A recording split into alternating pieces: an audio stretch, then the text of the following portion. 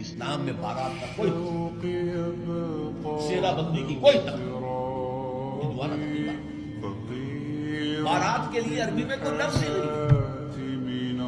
قرآن اور حدیث میں کیا ہوگا؟ عربی میں نہیں ہے، کوئی لفظ نہیں. یہ خالص عجمی لفظ بارات، عجمی ایرانی، اس کا اسلام سے جڑ کٹ گیا.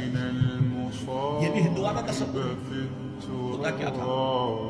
ایک گاؤں سے جا رہے ہیں، دوسرے گاؤں سے بیٹی لے کر آ رہے ہیں اور بیٹی کے ساتھ جہیز اور راستے میں ڈاکو جو ہیں روک سکتے ہیں، تو یہاں سے جتھا لے کے جانا، لہٰذا وہ جتھا بندی کر کے مارا.